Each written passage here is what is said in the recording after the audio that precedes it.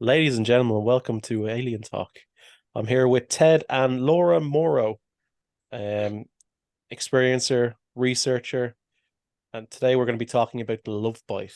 Okay, so we all know about the love bite in Ted's story, where he met Jill. The aliens told him that they were really twin souls. And Ted, do you want to talk a little bit about that again, just before we get into Laura's story? Yeah, Just refresh uh, people's memory on it. I'll summarize it briefly. When I was 15 years old, I was taken out of my sleep by robed reptilians who wore purple and green robes. And I was taken across the street to a playground of the school, of an elementary school. And that's where the craft was sitting. And there inside, uh, I found a replica of myself in a tube of liquid. And there was also one of a young lady who lived a couple of houses on down named Jill. And they wove our souls together with little pointy things that look like knitting needles. And I could see how they were intertwining our souls. And then they did some programming after they took our bodies out of the liquid, and they did some programming with headphones on our heads. And then I knew nothing about this young lady, but then when school started the following Monday and I went to school, the minute I looked at her, I realized that I was deep in love. And it became a obsessive, uncontrollable love, not sick in the sense that I ever stalked her, but I was just an emotional wreck all the time, and she didn't respond in any way. And this went on with me for several years throughout high school and then into my Sun Valley, Idaho years in my early 20s. So that's what we're going to be talking about, how they set these things up.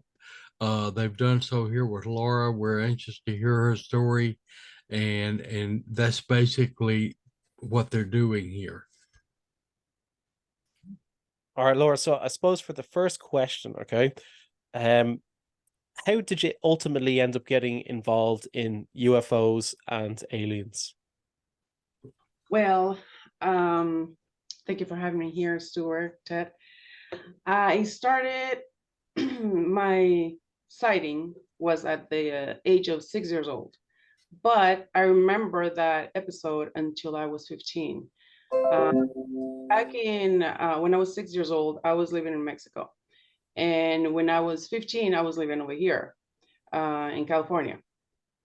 And I saw a commercial on TV. They were showing, they were going to be showing something about UFOs. I just saw the UFOs.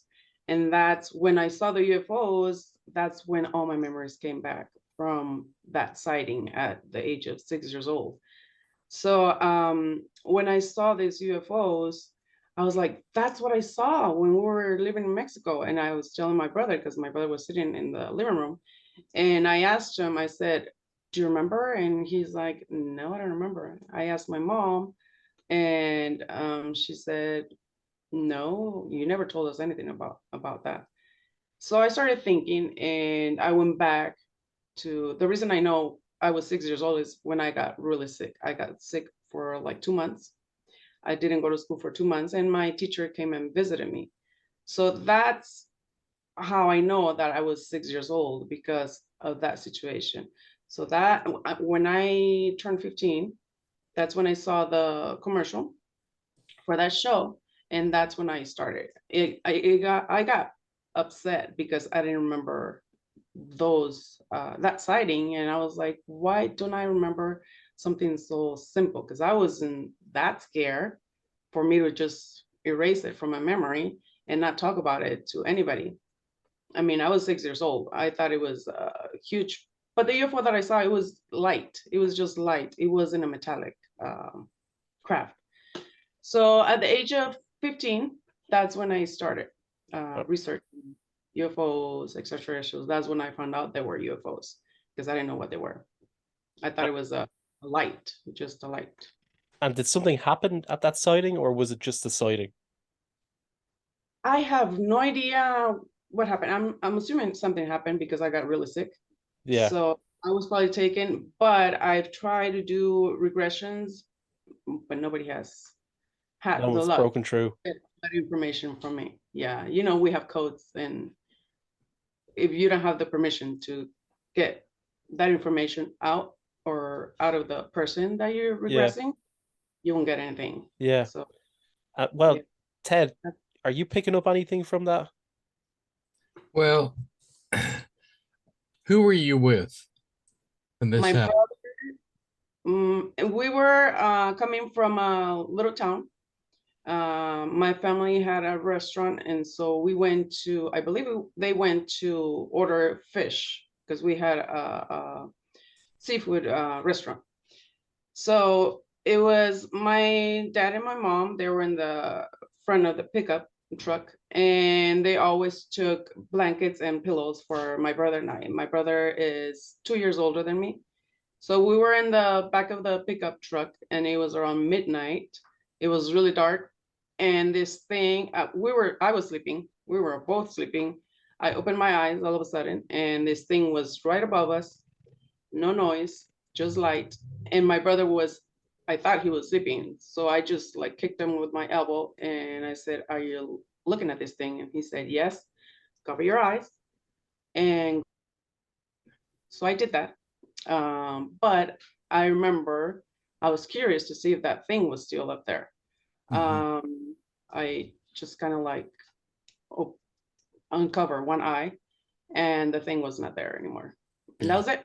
That's all I remember. And shortly after you got sick, is that correct? Yes. Yeah, and you weren't able to go to school for about 2 months. Yes, I couldn't eat anything. I had like blisters in my mouth, inside my mouth. Uh-huh. Uh-huh. Uh, Did you, and did you have any childhood diseases after that? I Any? don't get sick, Ted. I Yeah, hardly get sick. yeah. Yeah, Well, I've always been very healthy. my psychic feeling is you had a full-blown abduction. You were taken, and I think you were cloned. Mm, And because my experience with cloning, and they've done that to me more than one time in my life, and I have spoken with some other abductees who've gone through that process, or they have enough information that they suspect they were. Uh, and most everybody is kind of sick, and some of us, well, if you have you read Masquerade? yes. Okay. Do you remember the part where Valmo came in the bedroom filled up with fog? And, Mhm. and then they had a little wand they stuck to my head and knocked me out. Okay. If you remember it, not long after that is when I ended up for 3 months in a mental hospital. Mm, You remember? Okay, I couldn't work. And yes. and then the cotton patch cloning when I was 8 years old. For weeks after that, I came down with mumps that I'd already had and had been immunized for. I got measles, the same thing again, and the doctor was astounded that I was vaccinated for all of these, but yet I had those again. But I couldn't go to school because I was too sick. So based on that, I really think that they took you, and I think you were cloned. Now that's just my psychic gut feeling. Yeah, because I couldn't eat anything, Ted. I was just drinking some milkshakes. That's all I can take in. Milkshakes and orange juice or yeah, orange juice or carrot juice. I will mix it. I will switch it. Mix it with orange juice and carrot juice. That's all I was able to eat. Nothing else. What's the deal with the blisters in the mouth? How do you think you got those? Maybe radiation. I don't know. It was just in the mouth, Yeah, everywhere. Like Mhm. I couldn't even speak because it hurt so bad. Yeah. yeah. I'm But not familiar with the blisters, but I am familiar with the radiation burn. Uh, I had one recently on my right hand. Uh, I sent copies of it to Stu if you'd ever like to look at it. I mm, woke up with radiation burn. This was recent. yeah, and I'm very psychic. My dad is very psychic. He can see ghosts and everything. My mom, she is too, but I don't think she's aware of it because she's very Catholic, and Catholic people are like, no, no, no, I don't want to see any of that.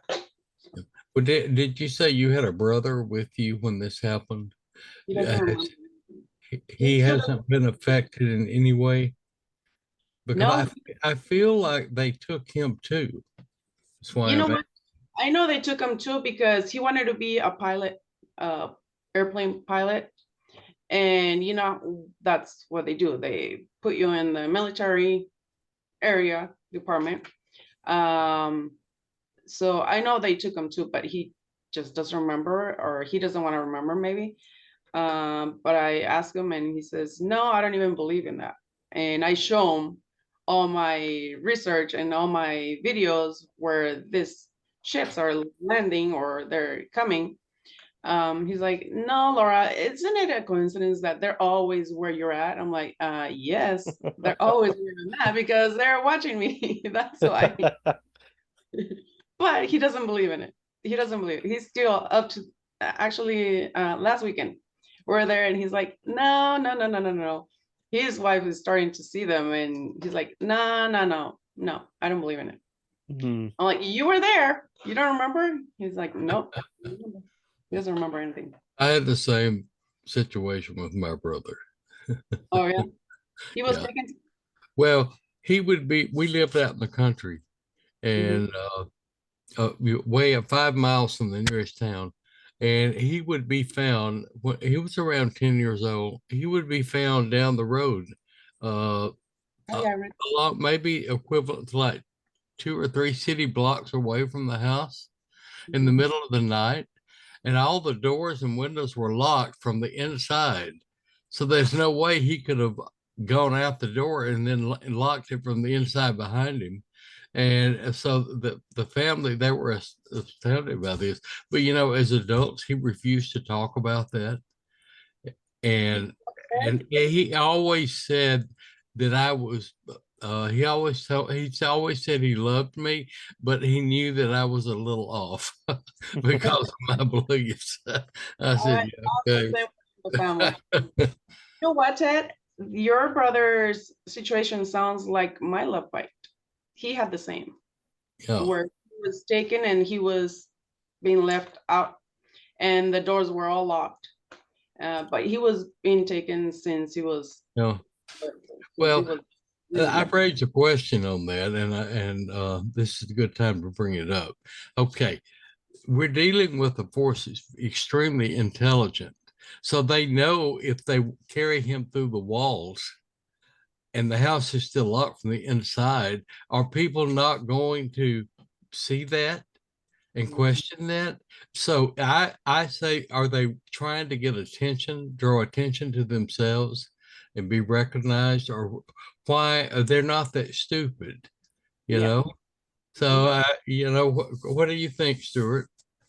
I've heard a number of mistakes that they make. One of them was this one was coming from Bud Hopkins research. They abducted someone on the highway, and they abducted two people on highway in two different cars.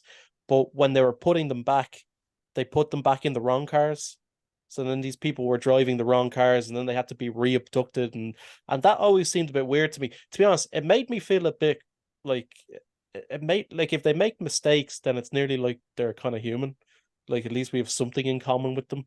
So it was Yeah. nearly comforting hearing something like that.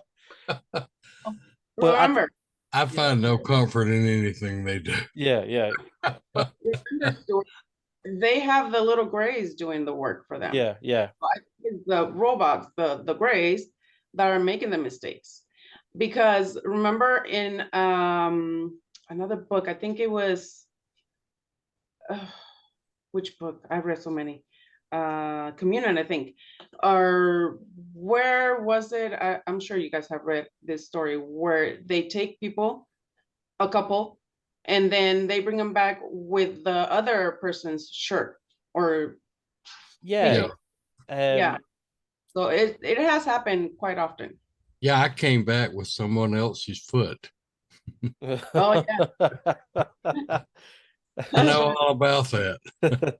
if listeners have listened to the Mary Henry story, they'll know what we're talking about there. Yeah, yeah, yeah. All right, I so I have not come back with other people's clothes, but I have been where I come back with no clothes on. oh, Yeah. there's and this isn't it's a good question though, because is it actually the Greys just making these mistakes, or is it something that's being planned and they're still just acting out their programming? Like Jack Mm, Valet said, it's like they're, figured this out, yeah. Um, Hey, but figure this one out. Let's see if you yeah, can figure it out. yeah, You're a you researcher, so yeah, like you like, went to bed with clothes on, now you've got no clothes on. Figure it out. yeah, have no clothes on. Now, when we talk about the love bite, okay, we're referring to the aliens engineering relationships. Um, in Ted's case and your case, Laura, it wasn't for your benefit, was it? No, no. Usually, and I've had many friends that they've had the same situation where it's so much pain. It's so painful. And it's usually the women that are the ones that struggle. With Ted, it was a different story because it was Ted, the one Well, that was, Ted had Maya though as well. Like oh yeah, she kind of put him back on the right path. mm-hmm, She broke that spell that I had with Jill. Yeah. And immediately after I got involved with Maya, that I no longer felt the same about Jill. I felt about her what I think would be like having a normal friend. mm, The first time in years, and you can't imagine what a relief it was. yeah. Well, mine was. Do you want me to start talking Yeah, about yeah. mine? Yeah, go Yeah. for it. So mine started a couple of years ago. I was doing research and I was researching this person because he claimed to be a hybrid. So I'm in a lot of groups, research groups, and he was there. And when I was listening to his story, I was like, oh, I immediately wanted to connect with him. And I said, I'm going to do a research on him and I'm going to get to the bottom of this. I'm going to see if it's true or not, whatever. Uh, so I started researching him. We started talking. I did a regression on him. He would not let me do another one. He just let me do one. And a lot of stuff came out in there. We had some hooded people, which Ted told me, don't talk to those. But anyways, immediately, as soon as we started doing the video calls because he doesn't live here. He lives in another country. And all my research is in Spanish. For the people that don't know, my YouTube channel is Laura Morro Vlogs, and all my stuff is in Spanish. I do the all this research and documentaries is for the Hispanic people community. So we were doing the video calls because I was doing the research. I research and I talked to his dad, and so he can collaborate with his story, where he was telling me he was being taken from the house and left sometimes outside of his house, and everything was locked, and he was being taken by this little grays, but they were blue, almost white, and his story is amazing. So, anyways, we did that for a whole year. I was married back then. He had his partner, his girlfriend. I didn't know for about 6 months. into the conversation and the research, I didn't know he had a girlfriend. He knew I had a husband because he had seen my channel. So immediately when we first started talking, he was telling me about this wife he has in under the um, ocean. They took him where this wife is at, and he met her. He was 12 years old, and the wife had a little boy with her. He must have been like, I think he said 3 or 4 years old, but he was, she was holding him in his arm, in her arms. And after I knew that story because I had seen his story in another channel. So I asked him about her, and he said she told me she was gonna look after me, and she was gonna she sees everything I do. Well, about 2 or 3 sessions we had on video or on a call, I started receiving all these songs, and it kept on telling me, send it to him, send him these songs.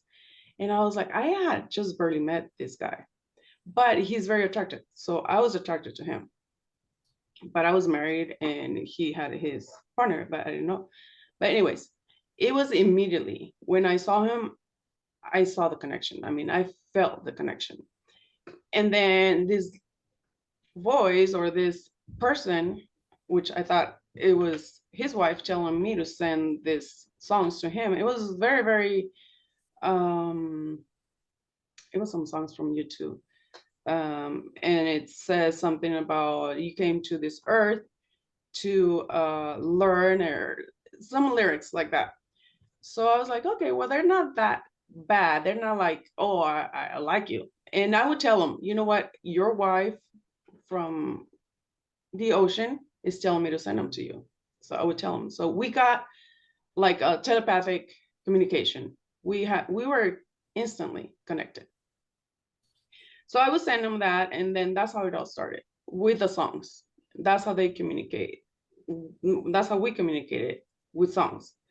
Kind of like having a hidden um, agenda in the songs. You know what I mean? Like then it started to be romantic songs. It was no longer where it was just messages from his wife to him, because they couldn't be together because she lived over there and he lives over here. So it started to get really romantic, and then my marriage was already on the verge of falling apart. Um, his girlfriend, he was fine with his girlfriend, but then he started having feelings for me. Oh, and then he did a research because he's a researcher too. So he went and did a research to this mountain where he lives, and then he called me. This was before we really knew each other.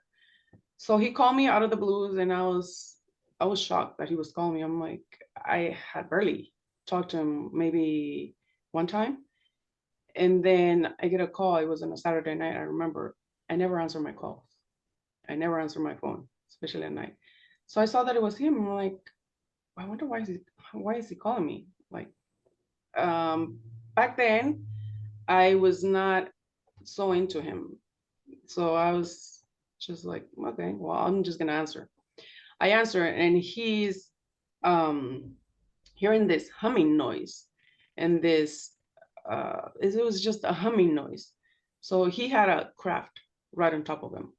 And he was asking me, Laura, do you hear that? Do you hear that? I'm like, yes, I hear it. So he stood on the phone, and we were on the phone maybe like for 30 minutes, and he said, I'm gonna hang up because I don't want my battery to run out. Before he did that, he fainted because he kept on hearing a really deep, like when someone is sending you a fax, that's how he was hearing a beep. Yeah. really, really, really hard, and it was hurting him. He had a headache, and then he kept on saying, Laura, I feel really bad. I feel really bad. And he was over there, and I'm like, oh my God, what am I gonna do? What am I gonna do? So he fainted. He hung up the phone, or the phone got disconnected.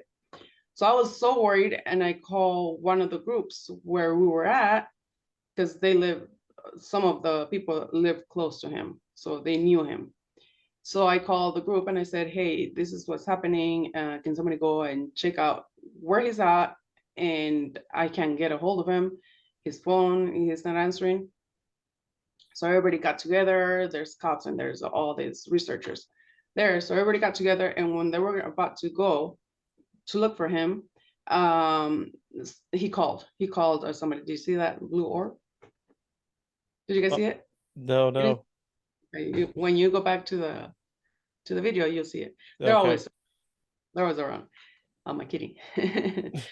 So anyways, he fainted. He had fainted, and he called one of the guys that live close to him. So they called me. He called me, and he said, "You know what, Laura? I just talked to him. He's fine." I'm like, "Okay, thank God." Because what am I gonna do? I mean, why is he calling me? First of all, I live all the way over here. I can do nothing. So that's how it started. It started with that. So he fainted. I don't know what happened, or if he remembers what happened with him while he was doing his research. And that's how it started. The love bite started there with that. Let And me interject something before I lose it.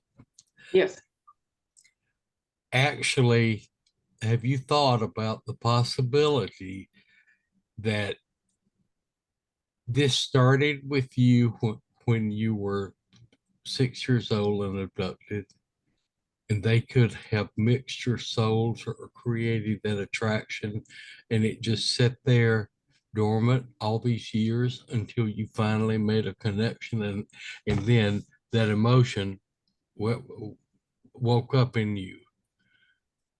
I think so. I thought about it because it feels like I've known him for a long time. I've known him since I was a child.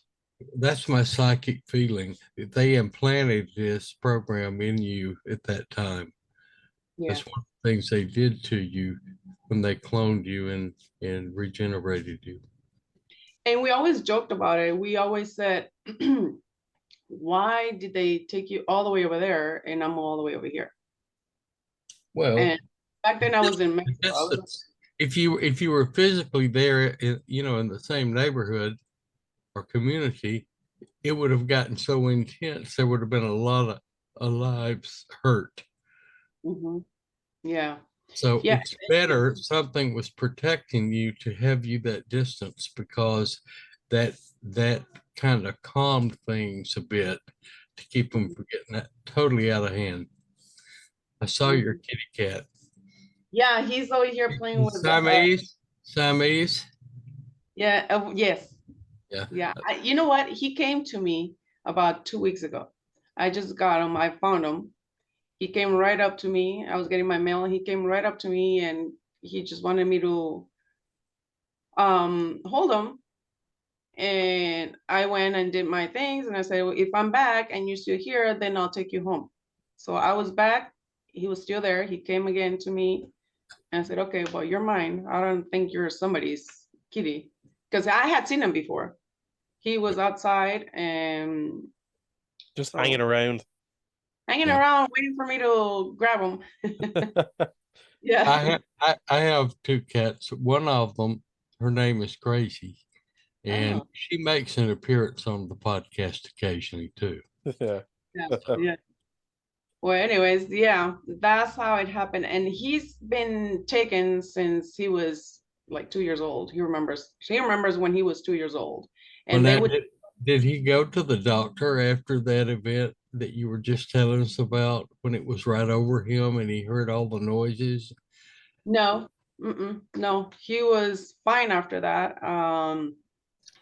And then I was still researching him, and that's when I did the regression after that, because we wanted to find out what happened, but we didn't get there. they wouldn't let us go anywhere. I would ask, and they would tell him what to tell me, because he would say, "Oh, they're telling me yes." Because I would ask him something, and he would say, "Tell her yes." That's what he would tell me, and I was like, "No, tell them I don't want to talk to them. I want to talk to you. I want to see where you're. I want to hear what you have to say.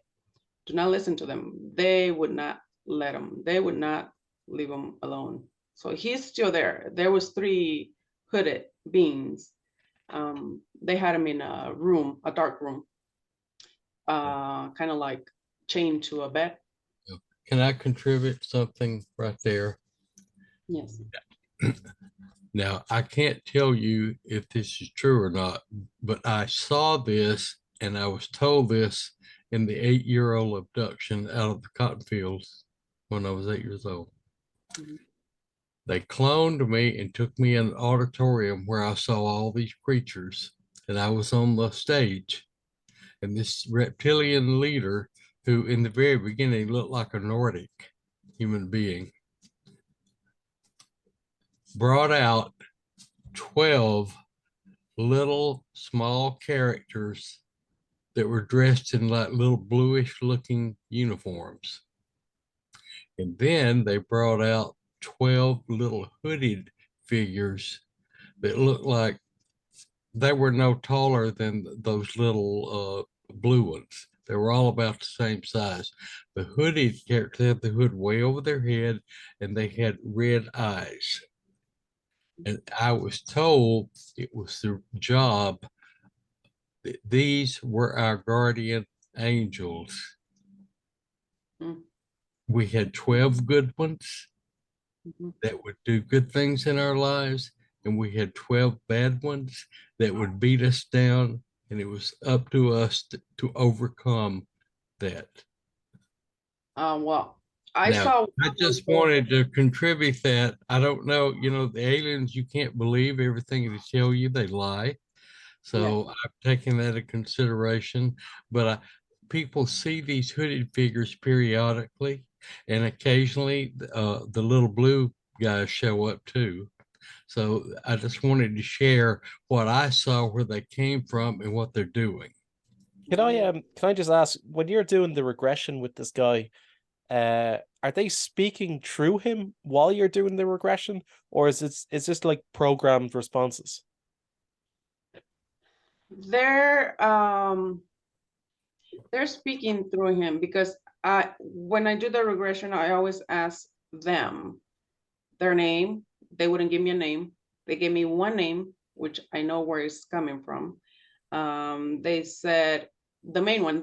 These were tall hooded, black, in a black hooded, long, um, kind of dress. Um, he couldn't see their face. They had like no face. So they wouldn't talk. I kept on asking them, "What is your name? And who are you? What are you doing here? Why do you have them here?"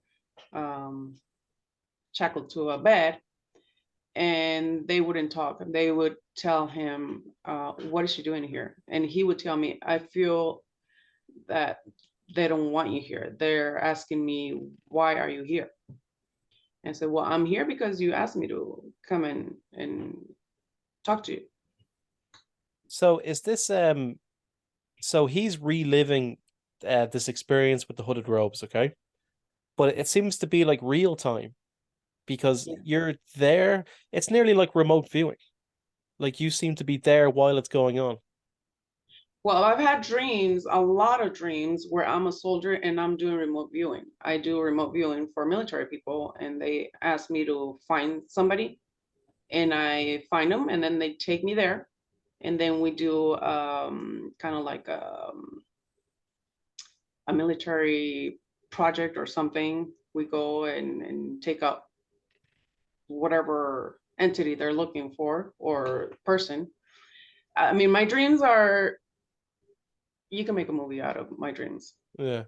They're very, very vivid, and I remember most of my dreams. Yeah. I rest. Just like Ted was saying, let me rest. I don't rest. I am up and awake during the day, and during the night, same thing. Yeah. That was my night last night. Yeah, So, so sorry, you're doing the regression with this guy, okay? And so it's like hypnosis that we're talking about here. But I'm just getting confused because, like, Ted, did that ever happen with Barbara, where she was getting responses from ETs in real time? Not that I'm aware of. Now we had interference, Barbara and I did. We actually had them come on the phone with us and voice with us. They said very little, but it was somewhat of a warning. Uh, Yeah, but to show up under hypnosis, the way that she's remote viewing this, or it appears, that didn't happen with us, and I don't recall Barbara mentioning that. yeah. It's just I'm just trying to figure out if it's programmed responses that he's giving you, okay? no, it's live because most of my friends that are contactees, um, I've done regressions, and it is alive. I can talk to them. I always talk to them, and they know me already. They're like, oh yeah, yeah, hi. And we start talking because most of my friends are researchers. So I'm there doing the regression, the hypnosis regression, and they go up to whoever is showing up. They go up and they ask, and then I ask questions too. I ask, okay, look at the area. How does the floor look like? How does the ship look like? Where are you? What are you wearing? Look at your arms. Look at your hands. Look at everything. So I'm kind of like remote viewing now that you're Yeah. talking about. Yeah. Because usually with an aggression is you're going back through an old memory. You know, Mm-hmm. if you weren't in the memory, then there's no reason for these aliens to be saying things like, "Oh, don't talk to her, don't give her a name." I do actually remember David Jacobs was doing regression with people, and he had something similar. I wouldn't say it's the same though. He was talking to doing a regression with abductees where his name would be mentioned during the event, and they would say something like, "Oh, don't talk to him." Um, but this sounds more like remote viewing that you're doing. Um, Well, it mhm. reminds me of Ingo Swann, who remote viewed the moon, and then the beings saw him in well, spirit form.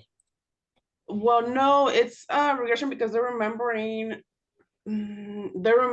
stuff from before when they were kids or children, or when they came down to Earth to do some kind of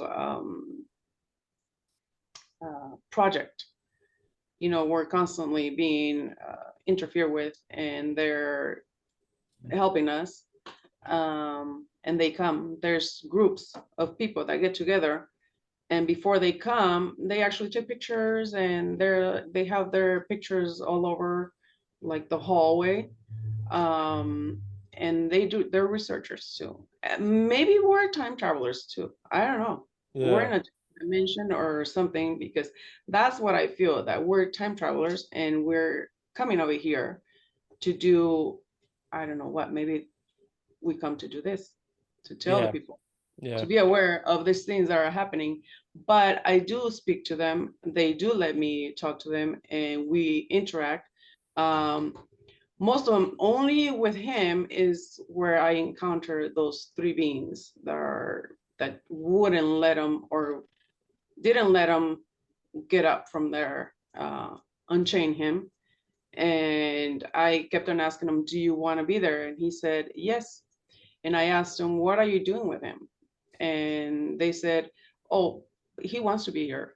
And I was like, why would he want to be there? yeah, Chained up to the bed. So, but only him. The rest, really good experiences. It is groups where they come to help, and maybe they come in to help to get the word out that there are beings, because the other ones, they look like us. They were humanoid. Mm, and they were actually, they clone people. Yeah, because they have, most of my friends, they're all cloned. They have lots of huge tubes with like a blue liquid. It depends on where they're at, because sometimes it's blue, sometimes it's just clear liquid. Yeah, yeah. And So yeah, you were familiar with what I saw on the playground. yes. Yes. Mhm, Okay. That's yes. good. You validating that. Thank you. I'm very familiar with everything, all of you. That's why I kept on telling you, I think I am the woman version of you. Because we've had like so many Maybe. experiences like that. And but I haven't seen my Maya. I think I know. I mean, I think. But it could have been my love bite, Mm. because There's he's telling me that he's a hybrid. So it could be him. And that's when my life changed. I mean, I was married and I was gonna stay married, even though I was unhappy. I was gonna stay married and just live my life like yeah. that, unhappy and all that stuff. But oh my God, the connection with him, it's still going, but we don't talk anymore. He's doing his life, I'm doing my life, and I still want to finish researching him, but he's not allowing me to. In your opinion, Laura, why did they create this attraction between you and him?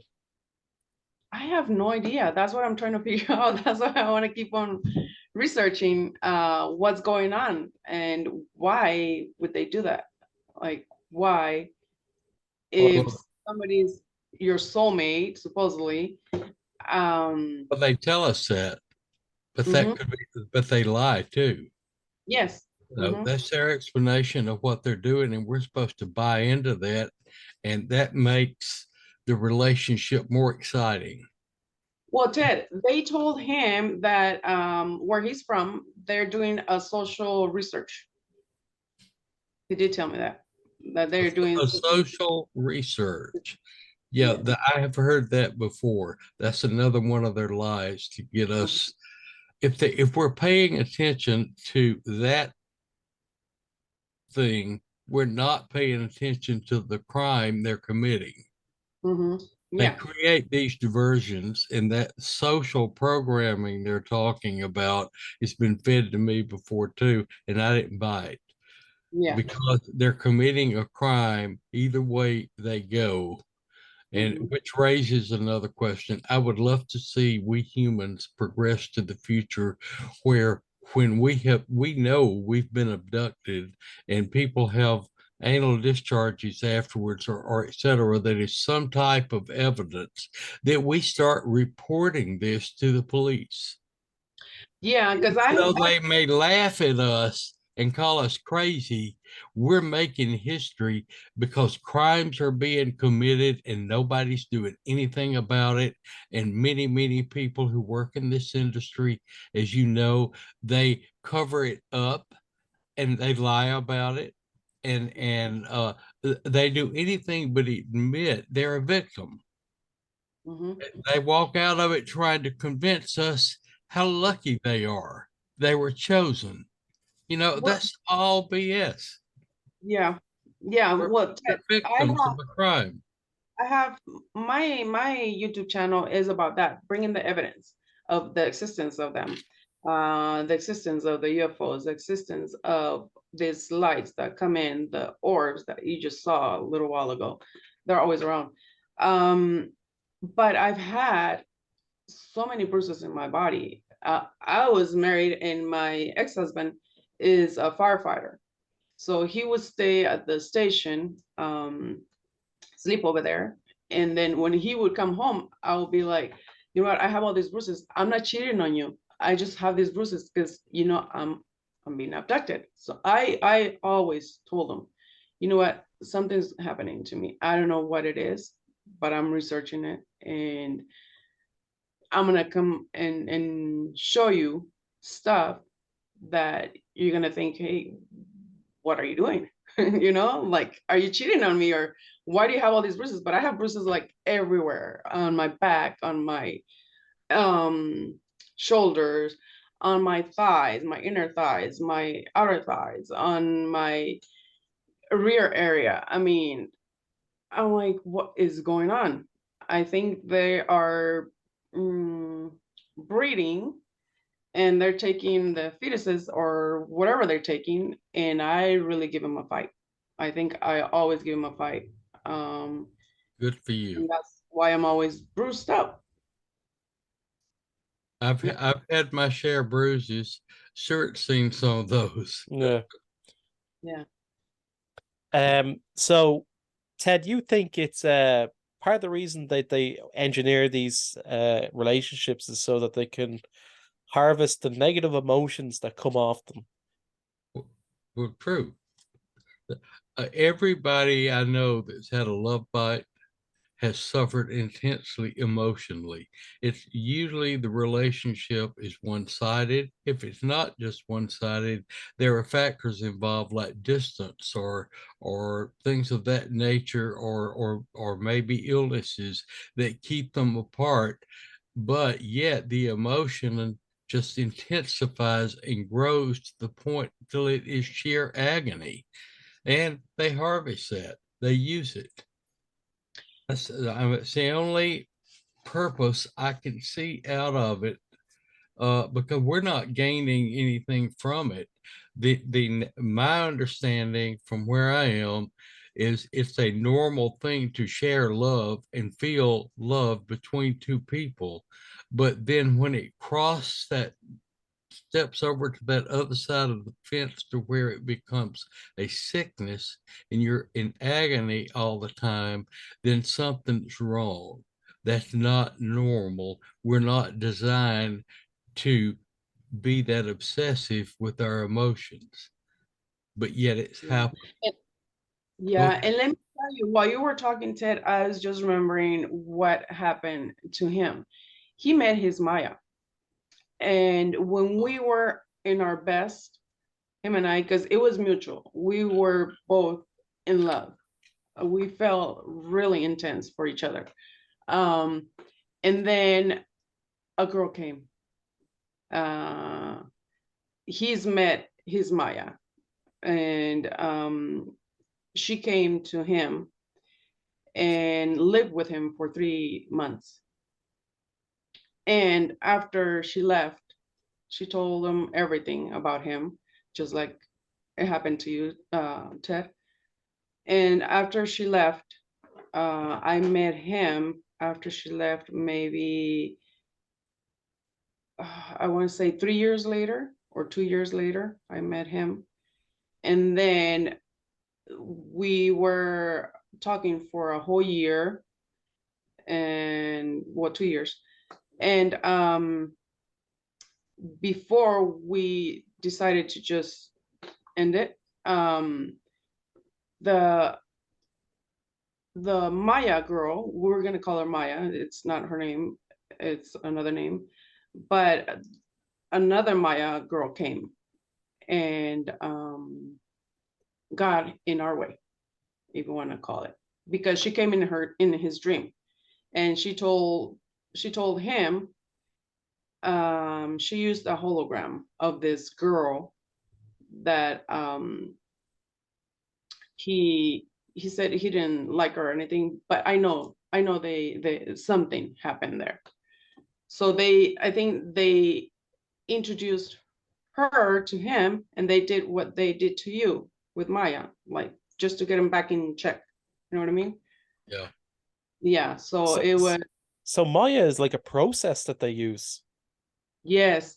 And not all that. Um, after his Maya left, been living with him for 3 months, she came and got him, and they took him to the ship, and she brought a friend with her, another girl, and she told them, you need to make love to her. So they did, and they left, and he was so devastated because he couldn't believe that she was asking him to be with another girl. He was very Yeah. devastated. And that's it. That's what they did. So Well, it's he like a was Lyra right. and Maya situation. I'm starting to think that just from what you were saying there, that imagine if there's thousands of people all over the world who are all going through the same thing, but then all the guys have a Maya situation afterwards. Yeah, It's what happened to us? How come yeah, we yeah, yeah, situation? yeah. And Yeah. Maya, two girls, Maya, Lyra, and maybe Ted's story isn't as unique as we thought.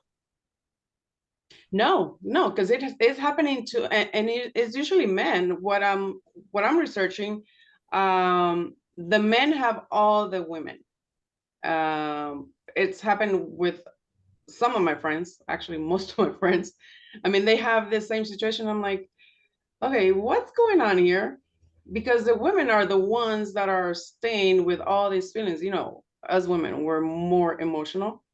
So we're staying with all these feelings. And what do we do with these feelings? Like, what do we do with them? The men are just having all these women um, around them, or are they more easily manipulated to be manipulated, or and as women we don't fall for it, and Well, we're just in love with one person and that's it. yeah. Well, first, let's establish the fact that it's an alien program. Mhm. It's happening. Yes. It's happening in your life, your friend's life, it happened to mine. I knew of several others with Barbara, and then, of course, the Love Bite book by Lee Morgan, uh, Eve Lorgan. That describes more of these. So it's an alien program. All right, but to say that women come forth more easily than men in talking about their emotions. But I feel like I'm not the only guy that has suffered emotionally. When you were talking about your friend that you had this obsession with that you're still recovering from, I could feel his emotion. He was when he was talking to you, he was under their control, but he was also experiencing a lot of emotion within himself, with his feelings with you. Wouldn't you agree? Yes, yes, because we talked and we knew what we were both researching, because I was researching him, and we would tell each other our feelings and our emotions, and we were really close. I mean, telepathically, I mean, I can think of him and he would think of me, and we would call each other or message each other, and it was very, very strong. But then I think when they saw that it was really strong and we would do anything to be together, that's when they started putting in other other stuff, women or Obstacles. obstacles, many obstacles, and it was like, how can we be together? We can't be together. We can't, and that's where we're at. We can't. Let me just ask you, there's an old saying, and Ted, you can answer this as well. Better to have loved and lost than never to have loved at all. But under Exactly. these circumstances, does that hold true the same? Well, not with me, because I don't ever want to be in an emotional relationship like I was with Jill. Mhm. Because I suffered, and I admit I suffered. I would look at this girl at school and I would just turn into a blob of putty. Uh, and I went this way for years, and she didn't even hardly know my name. I didn't, Ted. I didn't suffer. It was beautiful. It was beautiful, what we had, and I think we still have it. But just the not being able to be together and realizing that we're never going to be together because there's so many obstacles. Um, it's still, I learned a lot, But and I hasn't that learned to been love myself. devastating at the same time? It was devastating, but I learned to love myself because I was gonna stay with my ex-husband. I was just done. I was like, whatever. I'm unhappy. He's unhappy. I'm gonna stay. I'm gonna just stay in this relationship, and that's it. but I'm 52 years old. So I said, then I started to realize, I'm like, you know what? What if I can meet somebody and love somebody really, really intense, not as intense as what had happened with this guy, but I learned that I can love deeply, and it's an unconditional love. So I learned a lot from this, though. It I sounds did. like you had rewards in that, but I still feel that you are still suffering a little bit. Oh yes, yes, yes, yes. I'm So, recovering. so even though you've had blessings in the midst of this, you still Mhm. have had pain and agony. Yes, yes, So they had food there to harvest yes. Hmm. a relationship. Yes. Yeah.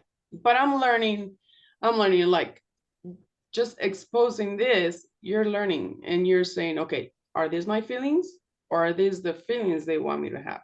So I'm learning from those, and I am really questioning as to why I was so in love with this guy or why the chemistry was so strong.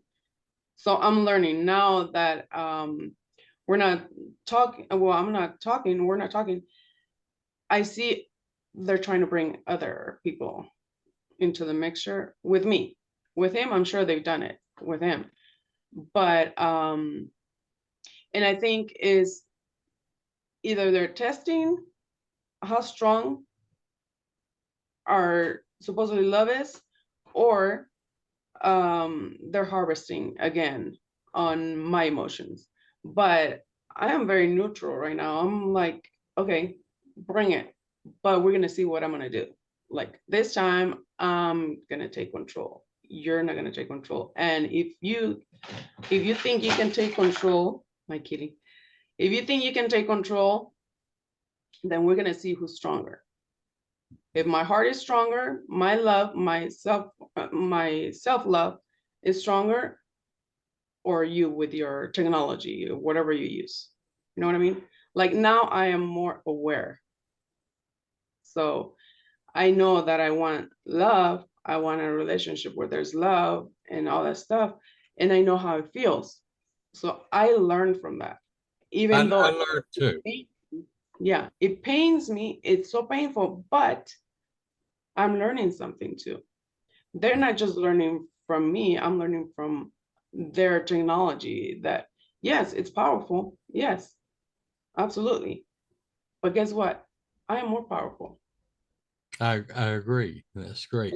I have to share with you that I learned from my experience with Jill. I Mhm. learned to never let myself get in that sick part of any emotional relationship. And I had girlfriends after that. One in particular that I was engaged to, and I really loved her very deeply. And it was not a sick; it was a very healthy, loving relationship right up to the end.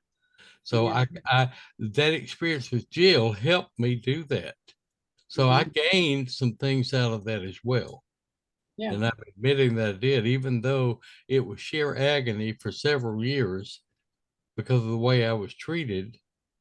But she didn't realize she was being mean to me. She had no idea because what they did to me, they did not do equally to her.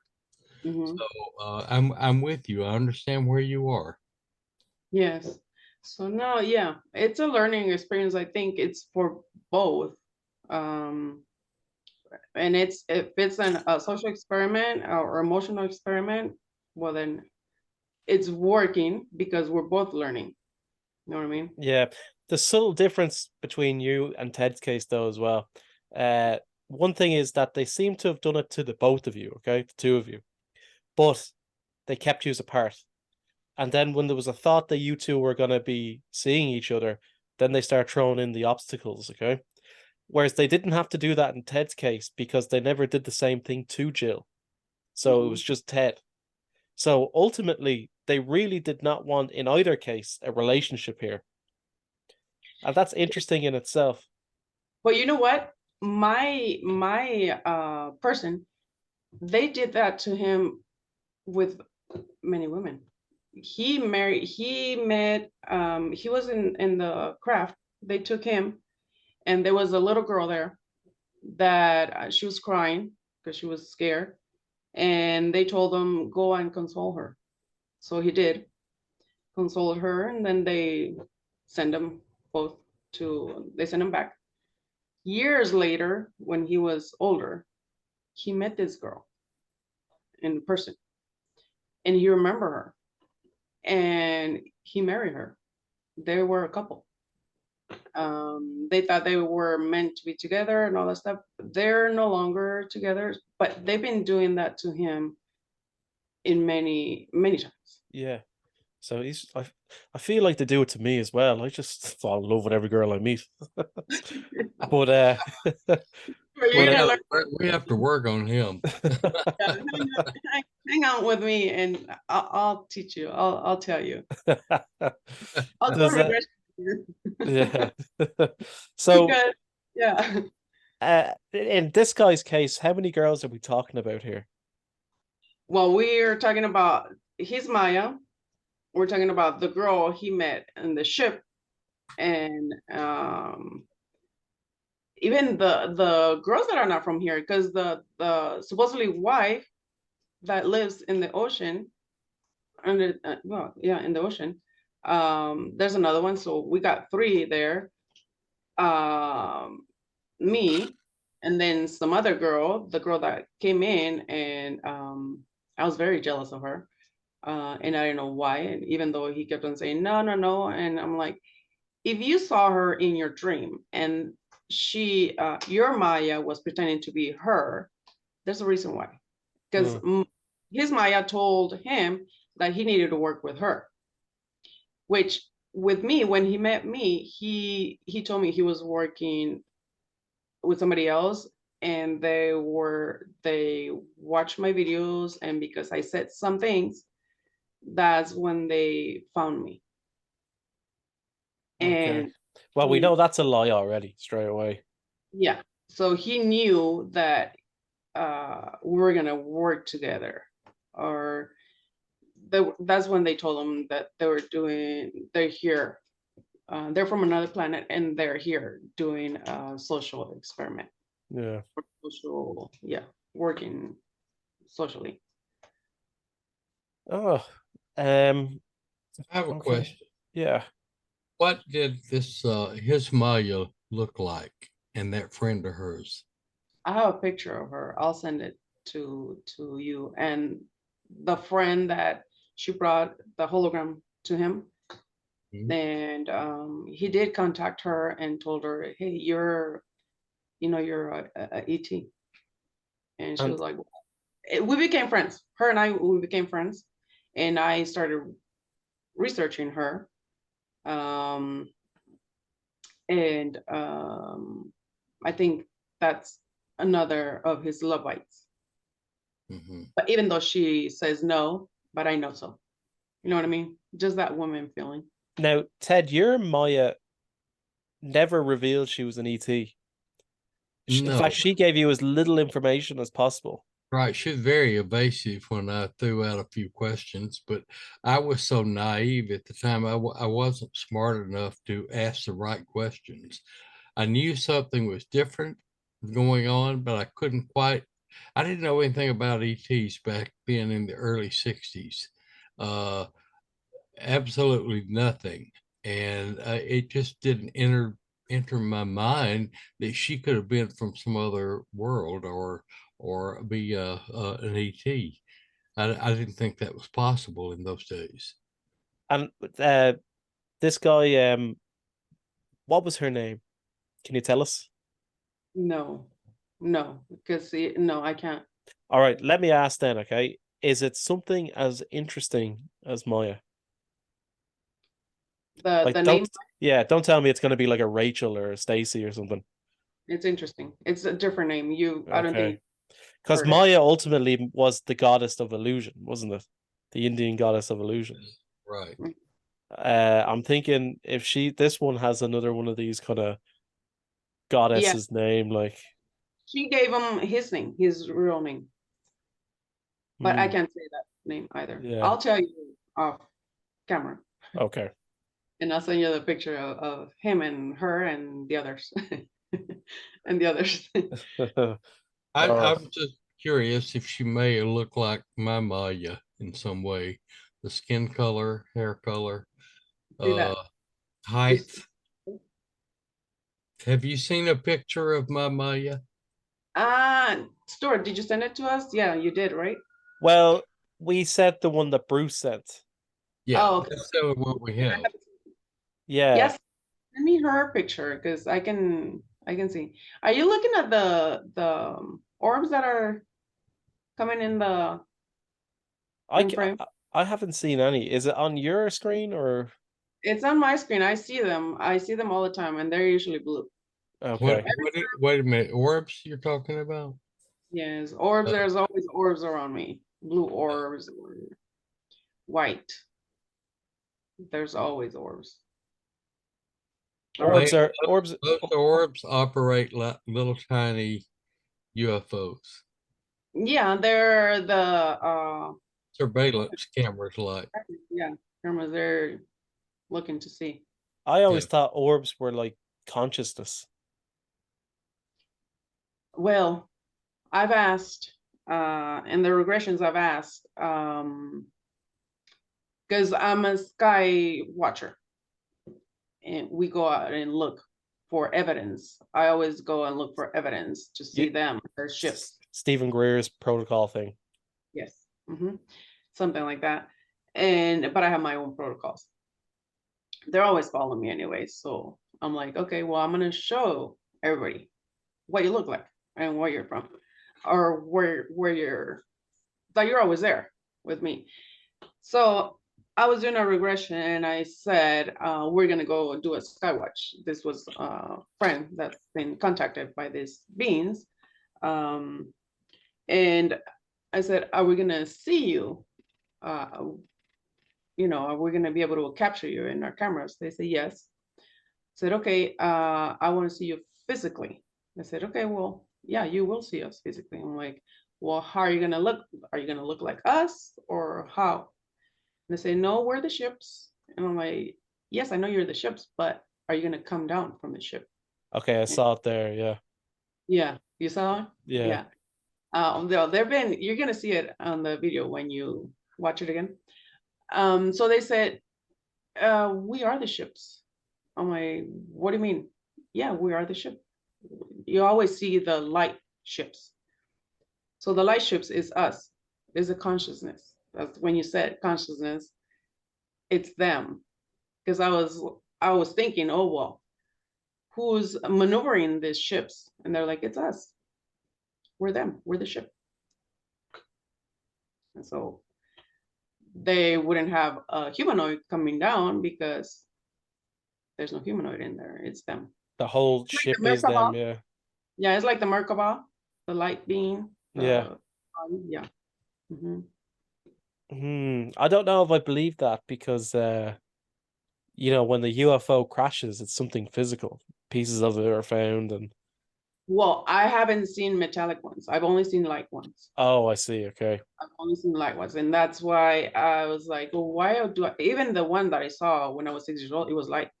When I was little, I thought it was a glass house full of light, white light.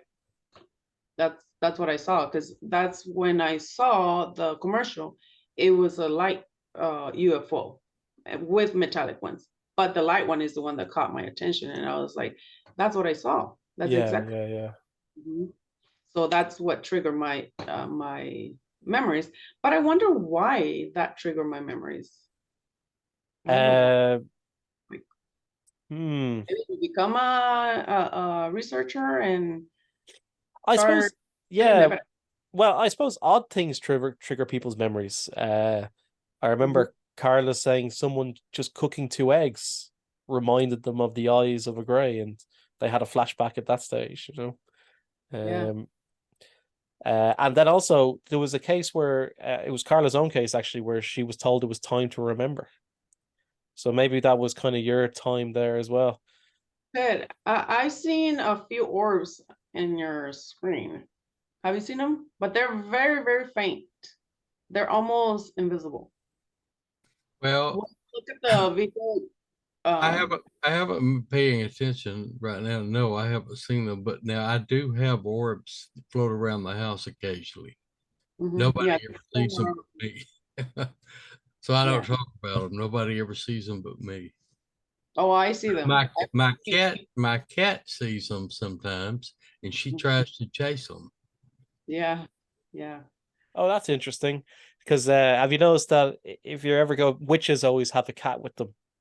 The reason I found out I thought it was so interesting is because cats can see more of the light spectrum than humans. So the Well, idea, they work and they're interdimensional. They work in the dimensions. Do you see that? yeah, Oh, it is. Yeah, yeah, yeah. They're appearing. They're like, yeah, don't talk too much. yeah. All right, guys. Anything else to say before we go? I don't know if you guys have any questions. Ted, No, anything you want to bring up? no, I think we covered most everything. I think everybody that's will listen to this will understand that we're talking about abnormal human emotional relationships that get out of hand, and people learn from it, but they suffer from it.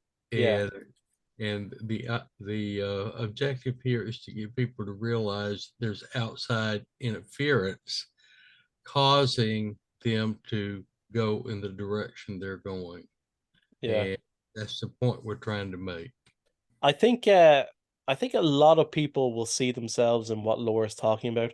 Everyone's had a relationship where they were really interested in someone, but that person wasn't either interested in them, or two people were really interested in each other, but they were just the worst for each other. I Well, suppose. yeah, or they're separated where they know that it's kind of impossible to be together. Yeah, And my necklace, I just chose this necklace out of not thinking. It says love. yeah. What a coincidence, no? Oh yeah, definitely. Um, Coincidences don't exist. let me ask you one more thing before we go, okay? And this is, how can people distinguish between a manipulated relationship and then just one that happens naturally? It is instant. As soon as you lock eyes, it's instant. Like the floodgates, the love floodgates just flow. And it's constantly. You can't stop thinking about that person. And you're wondering why. When you're just wondering why do I feel like this, that's usually a love bite. Yeah, That okay. not natural. It's not natural for you to lock eyes into somebody and say, I know you. I know you from somewhere. Or maybe we've had, just like I've had and Ted has had, met them somewhere in their ship. But or in another life. I don't know. I don't know if it's in another life or in their ship or what, being manipulated. But when you lock eyes into somebody that you think or you feel like you've known them all your life, I think that's part of the love bite, or it could be something else. I don't know, Ted. What can you say about that? Well, what I learned from it, and it worked for me after Jill, was I would look at all of the situations I'm in ways that I'm involved with this other person. Mhm. And are they healthy? Do they feel good? Is it easy? When there is more conflict involved than what should be for a normal relationship, then it needs to be questioned. Mhm. If you Yeah, follow where I'm going with that, if it's easy, feels good, there's love, there's equal, everything in it, it's very healthy. yeah. That's how you tell the difference. But if it's conflict from the very beginning and a lot of laying awake at night wondering what this person's doing and who they're with and all these doubts and things, that's a very unhealthy relationship, and that's where you need to back up and really take a look at it. Yes. Yeah. See why you're feeling so strong That's about right. this. What's causing this this rest, this unrest in your feelings here? Why are you not laying there and think of them and smile and go right to sleep? You know? Yeah. Yeah. So you examine and put the relationship under a microscope and really be honest with yourself. Don't try to cover it up because you want it to be this, you want it to be that, and so you're so driven, you're going to make it be that way, come hell or high water. That's very unhealthy.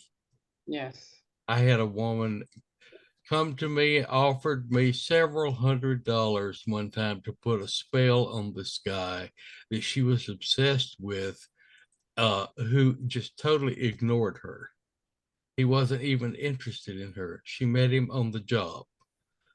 And of course, naturally, I didn't do such a thing. I wouldn't try. But that is very unhealthy. And these are the relationships we're talking about that need to be examined and carefully and looked at. You, if there's more unhealthy things in the relationship that just makes you miserable all the time, you need to back out of this. Unless you're going to set yourself up for a long time of misery for something you'll never have. Yes. What about, I have a question for you, Stuart. You're the one that's always questioning, like everybody. And then you just said at the beginning that every girl you meet, you fall in love with. What do you take out of all this, what we've talked uh, well, I don't see my situation the same as you two, okay? But I was just wondering because I know the reason I asked the question is because I know there's some people out there who are going to think that they really did have a really strong connection with someone, and for whatever reason it didn't work out, and their thoughts keep going back to that person. So maybe it's happened to them, me saying that I fall in love with every girl I meet, sort of like in jest towards myself, because I wouldn't say I fall in love, but developed infatuations, I'd say, more than anything else. Yeah. It's so interesting though. It's so interesting because anybody can feel like I fall head over heels over somebody, because there is a lot of people that are doing that. I mean, there's a lot of people. I'm in this YouTube channel and I have a lot of followers, and they send me messages and they're like, "Oh, I'm in love with you," and I'm like, "Whoa, wait." We haven't even met or anything, but we get a lot of people that are that way. They're like, "Well, I saw you and I fell in love with you. I know you from somewhere." And I'm like, okay, we need to back up, slow down, and let nature do its work. Yeah. Do it naturally, fall in love naturally. But nowadays, it's with technology, everything is fast. Everything needs to be like, we need to fall in love like now, and tomorrow we get married. And that's how it is right now. The situation, that's how it is right now. If Yeah, you really, Isn't that a result of probably Hollywood, the movies? yes. Mm-hmm. Yeah. online dating apps. Yeah, I've been saying a All long this, time that industry really has done a lot of harm. They've done a lot of good, but they've done a lot of harm. yeah, we need to pump the brakes a little, like all of us, and be People are aware of our real emotions and really see, because that's damaging a lot of couples, a lot of people. What people expect it. They think that's normal. You meet somebody, you go to bed with them, and it's supposed to be love and flowers forever. And then 3 days later, you can't stand that person, Sure. and it's just a sickness. Yes, it is. It is. I agree. That's why we're here, bringing awareness of the love We're life. trying. We're It trying. happened a lot. But I think that there's a healthy part of this where we are supposed to have some disappointments in our love life because Mhm. we learn from those. Yes. I am where I draw the line is when they go beyond that and become real sick. And it, Toxic, they call it right, now. it happened to me. I was 15 years old. I didn't know anything, but I knew I was madly in love with this girl, and I thought about her day and night. And I remember one incident, we rode the school bus home. Now, her house was only 2 houses away from me. Well, we rode the school bus home, and this was after they had done this to me, and I was so infatuated with her. She got on the bus, and there wasn't a seat, and she sat beside me, and I was never so thrilled in all my life to sit next to her. And then And she, another guy got on and went on further back, and he started talking. She got up and went to sit with him, and it broke my heart. I actually went home and cried. wow. And now this is where it was a sickness, but I never let it get out of control to the point that I did anything to her or stalked her, anything like that. Never, ever. Uh, I was more in control than to let anything like that happen. I just suffered silently, Mhm. and it went on way too long. This should not have gone on. It went on like 5 years, Mm. from about 15 to about 20, before Maya came along and broke the spell. Hmm. Mhm. Well, All right. Laura, do you want to tell people where they can find you? yeah, they can find me at Laura Morro Blogs. That's with a V as video blogs. And they can find me as Laura Morro on Facebook and L Morro, the number 3 on Instagram. And TikTok, I'm as Laura Morro Blogs. All right, and Laura, we really appreciate you coming on and doing this with us. It's been really interesting. We Thank should you have for. saved it. We should have saved it for Valentine's Day. Oh, that's great. Well, we can do another one for Valentine's. I'm sure Yeah, that people are going to be asking a bunch of questions. yeah. All right, till the next time, listeners.